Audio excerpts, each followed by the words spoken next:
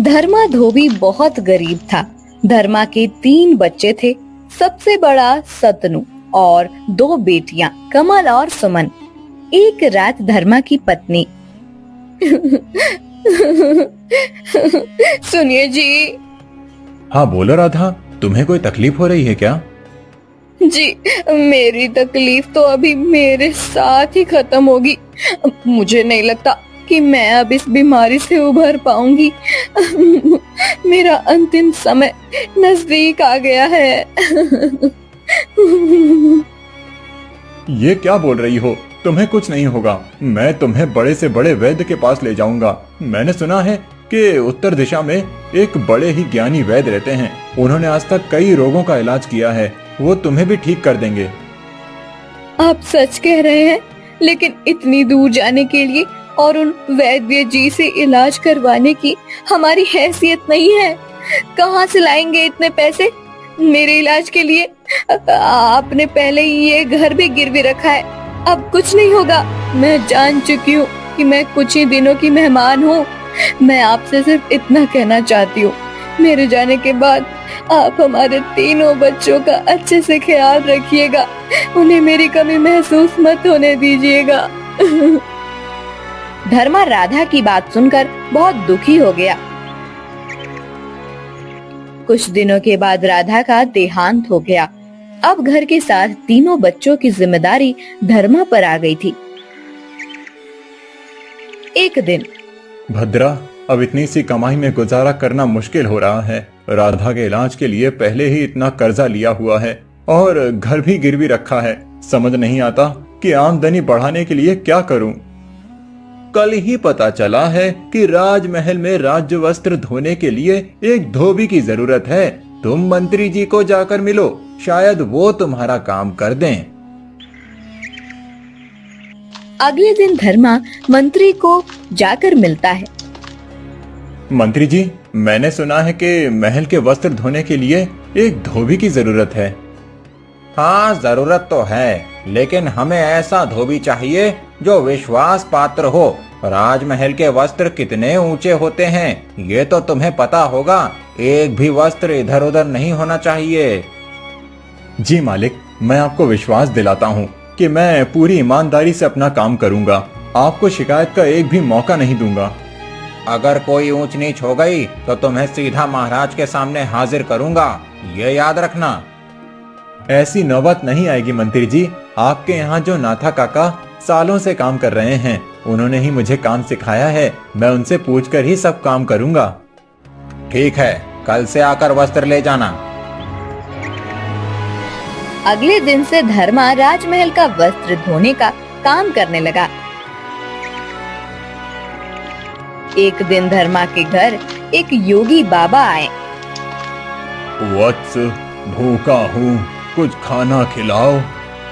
आइए बाबा, यहाँ बैठिए, मैं अभी आपके लिए कुछ खाने को लाता हूँ। धर्मा योगी बाबा को बिठाकर भीतर चला गया। उसने अपनी पूरी रसोई में ढूंढा, लेकिन बाबा जी का पेट भर सके इतना पर्याप्त खाना उसके पास नहीं था। धर्मा ने एक डिब्बे देखा, 2 रोटियां बन सके उतना ही आटा बाकी था। धर्मा ने उस आटे की कटोरियां बनाई। फिर, बाबा जी क्षमा करें, लेकिन मेरे पास आपका पेट भर सके उतना पर्याप्त खाना नहीं है। जो आटा बचा था उसकी 2 रोटियां बनाई हैं। इसे खाकर मुझे कृतार्थ करें। तुम्हें क्षमा मांगने की आवश्यकता नहीं है। इतना खाना मेरे लिए पर्याप्त है, और ये खाना मेरे लिए पर्याप्त है या नहीं, इससे महत्वपूर्ण ये है कि तुमने अपने या अपने परिवार के बारे में विचार ना करते हुए घर में जितना भी खाना था वो मुझे दिया। तुम सत्य में एक दयावान मनुष्य हो। तुम्हारे छोटे छोटे बालक हैं, परंतु फिर भी तुमने एक भी बार विचार नहीं किया कि अगर सारा खाना बाबा जी को दे दिया तो वो बालक भूखे रह जाएंगे। मैं तुमसे अति प्रसन्न हूँ वत्स। आपका आभार योगी बाबा, लेकिन मैं क्या करूं? इस गरीबी से जितना छुटकारा पाने की कोशिश करता हूं, उतनी ये बढ़ती ही रहती है। इसका एक ही उपाय है वत्स, शिक्षा। शिक्षा ही तुम्हारे परिवार को इस गरीबी से बाहर ला सकती है। तुम्हारे इस पुत्र को अच्छी शिक्षा दो ताकि ये आगे जाकर कुछ ऐसा काम कर सके जिससे वो तुम्हारे परिवार की सहायता कर सके। लेकिन बाबा जी, हमें कौन शिक्षा देगा? हम गरीबों को शिक्षा लेने के नाम पर भी उपहास का पात्र बनाया जाता है और शिक्षा इतनी महंगी होती है कि मैं मेरे बेटे को पढ़ा नहीं सकता। अगर ऐसी बात है तो तुम अपने पुत्र को मेरे साथ भेजो। मैं तुम्हारे पुत्र को शिक्षित करूंगा, उसे सारी विद्याओं का ज्ञान दूंगा जिससे ये आगे जाकर एक ऐसा युवक बने कि हर कोई इसे अपने साथ काम करने के लिए बुलाए। योगी बाबा की बात धर्मा ने मान ली और अपने बेटे शंतनु को भेज दिया। 12 साल बीत गए। 12 सालों बाद शंतनु एक युवा बनकर लौट आया। उसने जो शिक्षा योगी बाबा से प्राप्त की थी, उसका तेज उसके चेहरे पर साफ झलक रहा था। धर्मा अपने बेटे के आने की खुशी मना ही रहा था कि तभी मंत्री का एक सेवक आया और उसने धर्मा को महल में हाजिर होने को कहा। धर्मा राजमहल चला गया। फिर महाराज, ये वही धोबी है जिसने राजमहल के वस्त्रों की चोरी की है। मंत्री की बात सुनकर धर्मा के पैरों तले जमीन खिसक गई। नहीं महाराज, मैंने कोई चोरी नहीं की है। महाराज, ये असत्य बोल रहा है। मेरे सेवक ने कल इसे 15 वस्त्र धोने को दिए थे, परंतु जब इसने वस्त्र वापस किए तब वो सिर्फ 12 ही थे। नहीं महाराज, सेवक ने मुझे सिर्फ 12 ही वस्त्र दिए थे। अच्छा, तो मैं असत्य बोल रहा हूँ? नहीं, मैं ऐसा नहीं कह रहा हूँ, लेकिन मैंने चोरी नहीं की है। मैं तो यहाँ सालों से काम कर रहा हूँ। आज तक कभी भी मैंने एक भी वस्त्र को इधर उधर नहीं किया, तो आज मैं ऐसा क्यों करूँगा? क्योंकि इस बार जो तुम्हारे पास वस्त्र धुलने के लिए आए थे, उनमें सोने के तार लगे हुए थे। उन सोने की तारों को देखकर तुम्हारी नीयत में खोट आई होगी। नहीं महाराज, ये सच नहीं है। धर्मा धोबी, हम कैसे मान लें कि तुम सच बोल रहे हो? तुम्हारे पास अपनी बात को सत्य साबित करने का कोई प्रमाण है? नहीं महाराज, मेरे पास ऐसा कोई प्रमाण नहीं है, लेकिन मैं सच कह रहा हूँ, मैंने चोरी नहीं की है। महाराज, महाराज, आप तो बहुत दयालु हैं, मेरा न्याय कीजिए महाराज। मैं तुम्हें कल तक का समय देता हूँ। अगर तुम ये साबित कर सको कि तुमने चोरी नहीं की है तो तुम्हें दंड नहीं मिलेगा। धर्मा घर आ गया। क्या हुआ पिताजी, आपको राजमहल में क्यों बुलाया था? क्या बताऊं बेटा, तुम आज ही आए हो, लेकिन मैं तुम्हें इतने सालों बाद मिलने की खुशी भी नहीं मना सका। बेटा, मंत्री का कहना है कि मैंने सोने के तार लगे हुए राज्य वस्त्र चुराए हैं। क्या? वो ऐसा कैसे कह सकते हैं? बेटा, उनका कहना है कि उन्होंने मुझे 15 वस्त्र दिए थे, जबकि मेरे पास तो सिर्फ 12 ही वस्त्र आए थे धुलने के लिए। पिताजी, आपको पक्का याद है आपके पास 12 ही वस्त्र आए थे? हाँ बेटा, मैं वस्त्रों की गिनती में कभी कोई गलती नहीं करता। मैं इतने सालों से ये काम कर रहा हूँ, अब तो मैं देखकर ही बता सकता हूँ कि कितने वस्त्र हैं। कमल और सुमन से पूछते हैं। शायद ऐसा हुआ हो कि आप घर नहीं हैं, तब कोई सेवक आकर वस्त्र दे गया हो। सुमन, कमल, यहाँ आओ। जी भैया। मुझे याद करके बताओ कि उस दिन मंत्री जी की तरफ से कोई सेवक आकर वस्त्र देकर गया था? भैया, जब सेवक आया था तब पिताजी घर पर ही थे। पिताजी ने सारे वस्त्र गिन कर लिए थे। नहीं, उसके बाद जब पिताजी वस्त्र धोने के लिए गए थे तब फिर से कोई आकर गया होगा। नहीं भैया, पिताजी के जाने के बाद कोई नहीं आया था। मतलब पिताजी आप जैसा कह रहे हैं, उन्होंने आपको सिर्फ 12 ही वस्त्र दिए थे। हाँ बेटा, लेकिन दिक्कत यह है कि ये बात मैं साबित कैसे करूं? महाराज ने मुझे कल तक का समय दिया है। उन्होंने कहा है कि मुझे कल ये साबित करना होगा कि सेवक ने मुझे 12 ही वस्त्र दिए थे। पिताजी, जब उसने आपको वस्त्र दिए थे तब उसके सामने आपने गिने थे? हाँ बेटा, पूरे 12 वस्त्र थे, लेकिन अब मैं ये बात साबित कैसे करूं? मेरे पास तो कोई प्रमाण नहीं है और ना ही कोई गवाह। सुमन और कमल की बात कोई नहीं मानेगा, क्योंकि वो मेरी बेटियां हैं। और बाहर का कोई आदमी वहाँ पर मौजूद ही नहीं था उस समय। पिताजी, आप बिल्कुल भी चिंता मत कीजिए, हम तीनों को आप पर पूरा विश्वास है। तुम लोगों का तो विश्वास है बच्चों, लेकिन अगर महाराज को विश्वास नहीं हुआ तो वो मुझे उस बात का दंड देंगे जो गुनाह मैंने किया ही नहीं है। जिंदगी भर गरीबी से गुजरता रहा और अब इस उम्र में अब ये चोरी के इल्जाम की जिल्लत। पिताजी, आप ज्यादा मत सोचिए, निश्चिंत होकर सो जाइए। मैं योगी बाबा के पास से शिक्षा प्राप्त करके आया हूँ और अब मुझे उस शिक्षा का प्रयोग आपको न्याय दिलाने में करना होगा। कल ही मैं आपके साथ राजमहल में चलता हूँ, फिर देखना क्या होता है। अगले दिन धर्मा के साथ संतनु राज दरबार में पहुंचता है। दरबार में महाराज के साथ मंत्री और बाकी सब मौजूद होते हैं। धर्मा, कल मैंने तुम्हें कहा था कि अपनी बेगुनाही का प्रमाण लेकर आना। तुम ऐसा कोई प्रमाण लाए हो? महाराज की जय हो। महाराज, मैं धर्मा धोबी का बेटा शांतनु हूँ। मैं प्रमाणित करूंगा कि मेरे पिताजी बेगुनाह हैं और उन्होंने चोरी नहीं की है। अच्छा, ऐसा कौन सा प्रमाण है तुम्हारे पास? महाराज, मुझे मंत्री जी से बात करनी है। मंत्री जी आपसे कह रहे हैं कि आपके सेवक ने पिताजी को 15 वस्त्र दिए थे, लेकिन पिताजी कह रहे हैं कि उन्हें सिर्फ 12 ही वस्त्र मिले।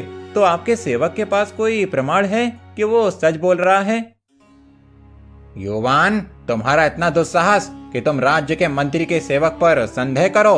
हम सभी सेवकों को जांच परख कर ही काम सौंपते हैं। मेरा सेवक कभी असत्य नहीं कह सकता। तुम्हारे पास कोई प्रमाण या साक्षी हो तो बताना। हाँ, मेरे पास एक साक्षी है।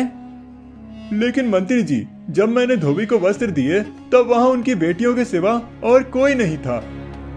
था सेवक, सिर्फ तुम इस बात को नहीं देख पाए। महाराज, हमारे घर के बाहर एक पेड़ है, वो इस बात का साक्षी है कि मेरे पिताजी सच बोल रहे हैं। क्या? एक पेड़? लगता है तुम्हारी मति भ्रष्ट हो गई है युवान। एक पेड़ किसी बात का साक्षी कैसे हो सकता है? पेड़ क्या यहाँ आकर सच बताएगा? नहीं, पेड़ यहाँ नहीं आ सकता, इस बात को मैं मानता हूँ। लेकिन अगर हम पेड़ के पास चले जाएं, तो वो पेड़ सब कुछ सच बता देगा। ये कैसे संभव है? कोई पेड़ बोल कैसे सकता है? महाराज, मैंने 10 वर्षों तक एक योगी बाबा के पास शिक्षा ग्रहण की है। उन्होंने मुझे अपनी योग माया भी सिखाई है। उसी योग माया का उपयोग करके मैं किसी भी अचल वस्तु को बोलने की शक्ति प्रदान कर सकता हूँ। हम सब मेरे घर के बाहर जो पेड़ है उसके सामने जाते हैं। मैं अपनी योग विद्या का उपयोग करता हूँ, फिर सारा सच पेड़ खुद ही आपको बता देगा। क्या सच में ऐसा हो सकता है? हाँ महाराज, योगी बाबा बड़े ही ज्ञानी हैं। उनके पास तंत्र मंत्र, योग माया और बहुत सी विद्याएं हैं जो उन्होंने मुझे सिखाई हैं। आप कृपया कर चलिए मेरे साथ। संतनु की बात सुनकर राजा सबसे चलने को कहता है। उसे चलता मंत्री को डर लगने लगता है।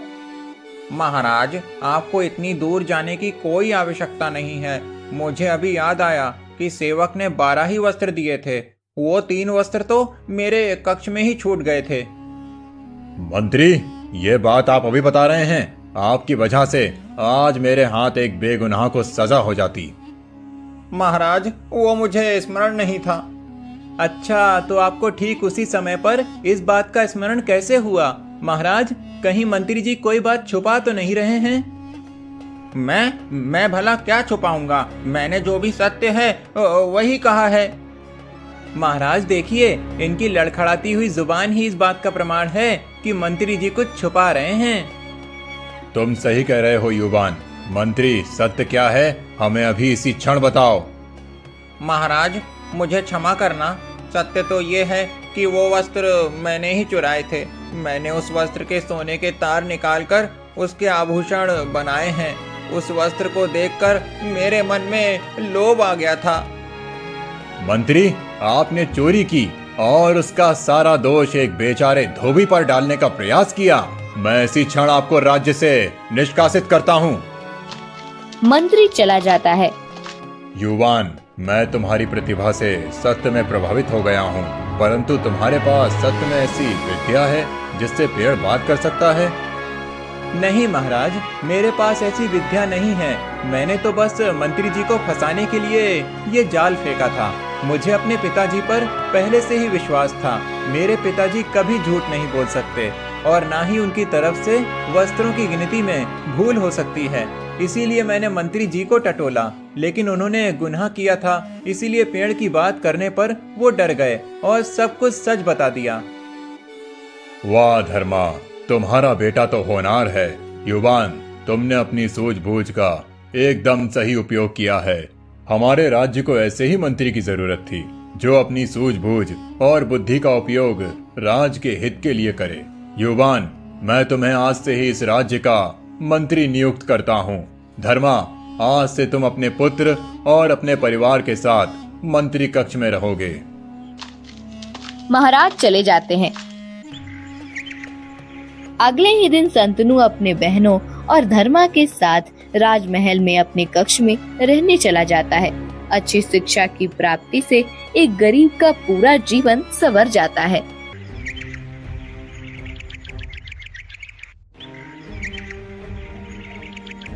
पंकज के घर। हाय, मर गई रे पंकज बेटा, पंकज। दादी, अरे दादी, ये क्या हो गया? आप गिर कैसे गईं? पता नहीं बेटा, अचानक पैर मुड़ गया। आइए दादी, मैं आपको उठाकर बिस्तर पर लेटाता हूँ। आइए, धीरे धीरे। पंकज, मेरे पैरों में तो बिल्कुल भी जान नहीं है। ऐसा लग रहा है, देखो ना, हिल ही नहीं रहा है पैर। ये अचानक क्या हो गया दादी? आप लेटी रहिए, मैं वैद्य जी को बुलाकर लाता हूँ। कुछ देर बाद पंकज वैद्य जी को साथ लेकर अपने घर वापस आता है। देखिए ना वैद्य जी, दादी को अचानक क्या हो गया? वो एकदम से गिर पड़ी। वैद्य जी दादी की जांच करते हैं। फिर लगता है कमजोरी की वजह से ये अचानक गिर पड़ी होंगी। बुढ़ापे में अक्सर ऐसा हो जाता है। कोई अंदरूनी चोट तो नहीं लग रही है। मैं कुछ दवाइयाँ और लेप देता हूँ, इनके पैर पर लगा देना। जी ठीक है वैद्य जी। पंकज को दवाई और लेप देकर वैद्य जी चले जाते हैं। पंकज दिन रात दादी की सेवा में लगा रहता है। 5 दिन बीत जाते हैं, लेकिन दादी अभी भी खड़ी नहीं हो पा रही थी। जब भी वो खड़ी होने की कोशिश करती, नीचे गिर पड़ती। पंकज एक बार फिर से वैद्य को ले आता है। वैद्य जी, आपका दिया हुआ लेप लगाया, दवाई खा ली, फिर भी दादी के पैरों पर कोई असर नहीं हो रहा है। क्या हुआ है इनके पैरों को? शायद इनके पैरों की नस अकड़ गई है। तुम ये तेल ले लो और इनके पैरों की मालिश करो। नसें खुल जाएंगी तो पैर चलने लगेंगे। पंकज रोज दिन में 2 बार दादी के पैरों में तेल की मालिश करने लगता है। एक दिन, बेटा, अब और कितने दिन ऐसे ही मेरा सेवा करते रहोगे?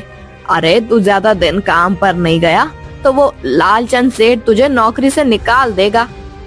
भले निकाल दें दादी, लेकिन आपको ऐसी हालत में छोड़कर मैं कहीं नहीं जाऊंगा। अरे बेटा, अगर नौकरी पर नहीं जाएगा तो कमाएगा क्या? अभी तो मेरे दवाई पर कितना ज्यादा खर्चा हुआ है, और ऊपर से तेरी नौकरी भी छूट गई तो हम खाने पीने के भी मोहताज हो जाएंगे। लेकिन दादी, आप तो बिल्कुल भी पैर नहीं हिला पा रही हो। ऐसे में आपको अकेला छोड़कर चले जाना मुझे ठीक नहीं लग रहा। अरे मुझे क्या होगा, मैं तो ऐसे ही पड़ी हूँ बिस्तर में। अपने आप चल भी नहीं सकती। तू मेरी चिंता मत कर और अपने काम पर जा। दादी के बहुत जोर देने के बाद पंकज काम पर जाने लगता है। वो सुबह जल्दी उठकर घर के सारे काम करके दादी को खाना खिलाकर काम पर जाता है,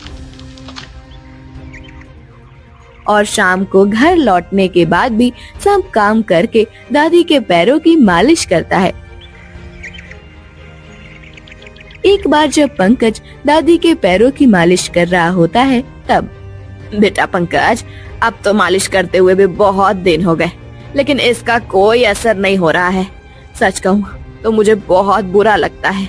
मैं ऐसी पड़ी हुई होती हूँ, तू घर का सारा काम करके काम पर जाता है और आने के बाद भी बाकी का काम करता है। वो सब हो जाने के बाद इतनी देर तक मेरे पैरों में मालिश करते हो। मैं तो तुम पर बोझ बन गई हूँ। दादी, ये क्या कह रही हैं आप मुझ पर बोझ कैसे हो सकती हो? आप तो मेरी माँ समान हो। मेरे माता पिता के गुजर जाने के बाद आप ही ने मुझे पाल पोस कर इतना बड़ा किया है, तो मेरा भी तो फर्ज बनता है ना कि मैं आपके लिए कुछ करूं। आप ये सब सोचना बंद कीजिए। मैं कल ही फिर वैद्य जी को बुलाता हूँ, देखते हैं वो क्या कहते हैं। अगले दिन फिर वैद्य जी पंकज के घर आते हैं। समझ नहीं आता कि आखिर हुआ क्या है। इस तेल की मालिश का असर भी नहीं हो रहा है। तो क्या वैद्य जी, दादी की इस बीमारी का कोई इलाज नहीं? दादी हमेशा के लिए अपाहिज बन जाएंगी? लगता तो ऐसा ही है। कोई भी दवा, लेप या तेल इनके पैरों पर असर नहीं कर रहा है। लेकिन दादी के पैरों की शक्ति अचानक जा कैसे सकती है? दादी अच्छी भली चल तो रही थी। कभी कभी कोई पुरानी चोट या पुराना लगा हुआ कोई मार कई साल के बाद बाहर आता है। शायद तुम्हारी दादी की भी ऐसी ही चोट होगी जो उस वक्त नजरअंदाज हो गई थी, लेकिन अब उस चोट ने अपना रंग दिखाया है। नहीं नहीं वैद्य जी, ऐसा मत कहिए। मेरी दादी हमेशा के लिए अपाहिज नहीं हो सकती। उन्हें चलना होगा। कोई तो उपाय होगा, कोई तो इलाज होगा उन्हें ठीक करने का। बेटा, मेरे पास तो इसका कोई इलाज नहीं। तो किसके पास है? बताइए वैद्य जी। मैं अपनी दादी के लिए दुनिया में कहीं भी जाने के लिए तैयार हूँ। मेरी दादी किसी भी तरह ठीक हो जाए बस। हमारे राज्य से दूर सुंदरवन नाम का एक जंगल है। उस जंगल में एक साधु रहते हैं, बहुत सिद्ध हैं। आज तक उन्होंने कई मरीजों का इलाज किया है, जिनकी बीमारी का इलाज बड़े बड़े वैद्य के पास भी नहीं होता है। अच्छा, तो मैं अभी उनके पास जाता हूँ, उनसे अपनी दादी के लिए दवाई लेकर आता हूँ। वहाँ जाना इतना आसान नहीं है बेटा। उस जंगल में जाने के लिए हमारे राज्य के शत्रु राज्य से जाना होगा। और तुम्हें तो पता है, महाराज त्रिभुवन दूसरे राज्य के पंछी को भी अपने राज्य में कभी नहीं आने देता। तो उनके राज्य को पार करके सुंदरवन तक कैसे जा पाओगे? मैं कुछ भी करूंगा वैद्य जी, लेकिन अपनी दादी का इलाज करके रहूंगा। दादी के लिए मुझे कोई भी बलिदान देना पड़े तो भी मैं पीछे नहीं हटूंगा। अगली सुबह पंकज सुंदरवन जाने के लिए निकल जाता है। 2 दिन चलने के बाद वो अपने राज्य की सीमा से बाहर आता है। बहुत थक जाने की वजह से वो वही झाड़ियों में बैठ जाता है। वो आराम कर रहा होता है कि तभी उसे किसी की आवाज सुनाई देती है। बचाओ, बचाओ! पंकज उठकर यहाँ वहाँ देखता है तो एक शेर एक गाय को पकड़कर ले जा रहा होता है। अरे, ये शेर तो इस गाय को मार डालेगा। मुझे इसे बचाने के लिए कुछ करना चाहिए। क्या करूं, क्या करूं? तभी पंकज के दिमाग में एक बात आती है। वो अपनी मशाल जलाता है और भागकर उसके पास आता है। वो मशाल को शेर के सामने पकड़ता है। शेर आगे को देखकर डर जाता है और गाय को छोड़ देता है। तुम्हारा बहुत बहुत शुक्रिया। आज अगर तुम समय पर नहीं आते तो पता नहीं मेरा क्या होता। अरे, ये तो हमारा फर्ज है। गाय तो हमारी माता समान होती है। मेरे सामने वो शेर तुम्हें लेकर जा रहा था तो मैं कैसे चुप बैठ सकता था? लेकिन तुम यहाँ क्या कर रहे हो? क्या बताऊं, मेरी दादी बहुत बीमार हैं। उनके इलाज के लिए मैं सुंदरवन में एक साधु महाराज को ढूंढने जा रहा हूँ। अभी अभी मैंने मेरे राज्य की सीमा पार की है। आराम करने के लिए थोड़ा बैठा था, अब आगे जा रहा हूँ। क्या हुआ है तुम्हारी दादी को? कुछ दिनों पहले मेरी दादी के पैरों की शक्ति अचानक चली गई और वो गिर पड़ी, और तब से वो बस बिस्तर पर हैं। वैद्य जी ने बहुत प्रयास किया लेकिन कुछ नहीं हुआ। इसीलिए मैं उन साधु के पास जा रहा हूँ। मेरी दादी के सिवा मेरा इस दुनिया में कोई नहीं है। मेरे माता पिता के गुजर जाने के बाद उन्होंने मुझे संभाला है। खुद भूखा रहकर मेरा पेट पाला है। मैं मेरी दादी को तकलीफ में नहीं देख सकता। अच्छा, मेरी शुभकामनाएं तुम्हारे साथ है। तुम्हारी दादी जल्दी स्वस्थ हो जाएंगी। पंकज आगे चलने लगता है। कुछ दूर जाते ही महाराज त्रिभुवन के सिपाही उसे पकड़ लेते हैं और त्रिभुवन के सामने हाजिर करते हैं। महाराज, ये लड़का दूसरे राज्य का है, हमारी राज्य की सीमा में पकड़ा गया है। तुम कहाँ से हो लड़के? मैं कनकपुर से आया हूँ, सुंदरवन जा रहा हूँ। क्या? कनकपुर? मतलब तुम हमारे शत्रु राज्य के रहवासी हो? महाराज, ये जरूर शत्रु का गुप्तचर होगा, तभी तो छुपते छुपते जा रहा था। सही कह रहे हो, बंदी बना लो इसे। नहीं नहीं महाराज, गुप्तचर नहीं हूँ, एक सामान्य नागरिक हूँ। मैं तो अपनी दादी का इलाज कराने के लिए सुंदरवन में साधु को ढूंढने जा रहा हूँ। कहानी मत बनाओ, अब पकड़े गए हो तो कोई भी बहाना बना रहे हो। मेरा विश्वास कीजिए, मैं सच बोल रहा हूँ। पंकज चिल्ला चिल्ला कर कह रहा था, लेकिन कोई उसकी बात का विश्वास नहीं कर रहा था। तब गाय वहाँ आ गई। महाराज की जय हो। महाराज, ये लड़का सच बोल रहा है। ये बिल्कुल सीधा साधा लड़का है और कोई गुप्तचर नहीं है। ये सुंदरबन जा रहा था, तभी रास्ते में इसने मेरी मदद की, मुझे एक शेर से बचाया। बहादुर लड़का है, तभी तो अपनी दादी का इलाज के लिए बिना कुछ सोचे अपने शत्रु राज्य से होकर जा रहा है। अब तो गौ माता कह रही हैं, तो मुझे विश्वास कर लेना चाहिए। लेकिन लड़के, एक बात समझ नहीं आई कि तुम किस साधु की बात कर रहे हो। हमें तो उनके बारे में कुछ नहीं पता है। महाराज, हमारे गांव के वैद्य जी ने बताया कि सुंदरवन गांव के जंगल में एक साधु महाराज रहते हैं। उनके पास सभी बीमारियों का इलाज होता है। बड़े से बड़ा वैद्य भी जो इलाज नहीं कर सकता, वो इलाज साधु जी करते हैं। अच्छा, अगर ऐसी बात है तो मैं भी चलता हूँ तुम्हारे साथ। मेरा पुत्र कई दिनों से बीमार है। राजवैद्य ने कहा है कि उनके मस्तिष्क में गठान हो गई है और उसका उपाय उनके पास नहीं है। मेरे पुत्र के पास बहुत कम समय बचा है। अगर साधु महाराज ने उसका इलाज कर दिया तो इस राज्य का राजकुमार जीवित रहेगा। जरूर महाराज, चलिए हम चलते हैं।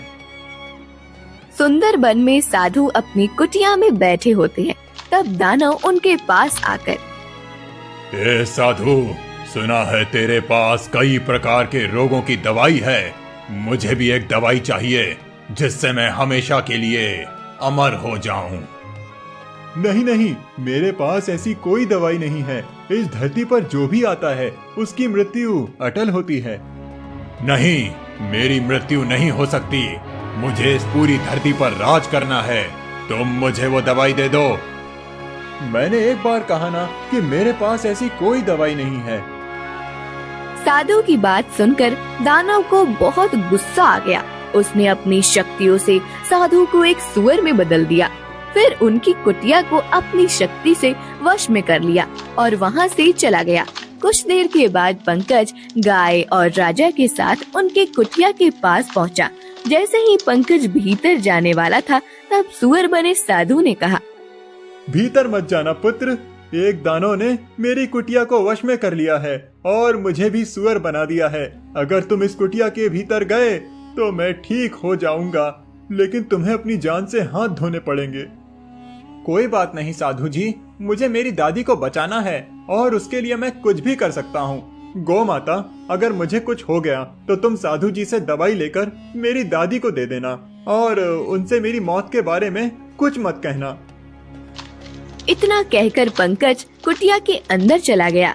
उसके जाते ही साधु जी फिर से अपने रूप में आ गए, लेकिन पंकज मूर्छित होकर जमीन पर गिर गया। तब, साधु जी, ये लड़का बहुत जोखिम उठाकर यहाँ तक पहुँचा है। इसकी दादी के सिवा और कोई नहीं है। अपनी दादी के लिए इतना बलिदान करने वाले इस लड़के की जान बचनी चाहिए। आप कुछ कीजिए, आप तो हर तरह के रोग का इलाज कर सकते हैं ना? हाँ, जिस लड़के ने मुझे मुक्त करने के लिए अपने बारे में नहीं सोचा, उसे मैं ऐसे मरने नहीं दूंगा। फिर साधु अपनी दिव्य जड़ी बूटियों से पंकज को ठीक करते हैं। पंकज साधु जी से अपनी दादी की बीमारी की दवाई लेता है। राजा त्रिभुवन भी अपने बेटे के लिए साधु से जड़ी बूटी लेता है। दोनों अपने अपने राज्य लौट जाते हैं। लौटते हुए राजा त्रिभुवन पंकज को उसके बलिदान के लिए पोतली भर के सोने की मोहरें देता है। घर आने के बाद पंकज दादी को दवाई देता है। पंकज की दादी ठीक हो जाती है और दोनों खुशी खुशी रहने लगते हैं।